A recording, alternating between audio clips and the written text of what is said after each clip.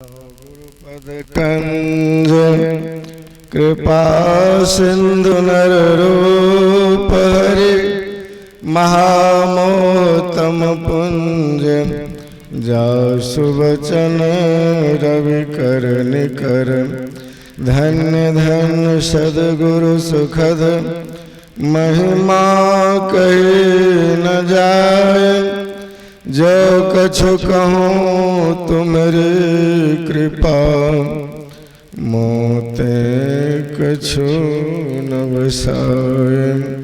परमाराध्य सदगुरु महाराज जी के श्री चरणों में अमित अमित साष्टांग दंडवत प्रणाम। आचार्य के चरणों में सत मन उपस्थित पूज्य संचरण सत्संग प्रेमीगण महानुभाव माता एवं बहनों, हम लोग बड़े भाग्य से इस मनुष्य शरीर में आकर इस दुर्लभ सत्संग में पधार कर अपने मनुष्य जीवन की सार्थकता का संभाल कर रहे हैं। यह परमात्मा संसदगुरु महाराज की हम लोगों पर बहुत बड़ी कृपा है और इस कृपा के पात्र आप सभी लोग हैं, इसलिए आप लोग बड़े प्रणम्य हैं। मैं आप लोगों को बारंबार प्रणाम करता हूँ। आप लोगों ने सुना होगा ऋषि में दुर्वासा और विश्वामित्र बड़े क्रोधी हुए, बात बात में शाप दिया क्या करते थे। लेकिन अभी आपने यदि गौर से सुना होगा तो मर्यादा पुरुषोत्तम भगवान श्री राम का इस पूरे रामचरितमानस में बड़ा भारी दोषत्राप है। भगवान श्री राम ने कहा यह मनुष्य का शरीर साधन का धाम है। सुन रहे थे मुझे बिंदु बाबा से मुर्गा बकरा और अंडा गंडा गुटका खैनी का धाम नहीं है, यह साधन का धाम है। इसमें है मोक्ष का दरवाजा।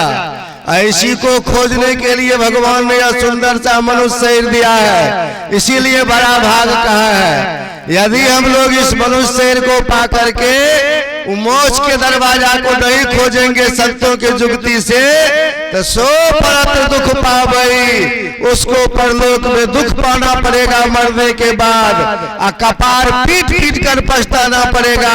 अब भगवान श्री राम कहते काल ही कर्म ईश्वरी मिथ्या दोष लगाए। बेकारे भगवान को समय को आपने कर्म को दोष देंगे। दूसरा अस्त्र आप सुन लीजिए, मनुष्य का जीवन मिला है। भगवान श्री राम कहते हैं इस मनुष्य के शरीर का जीवन का कर्तव्य है कि गुरु करके भजन भेद ले करके परमात्मा की भक्ति कर दे।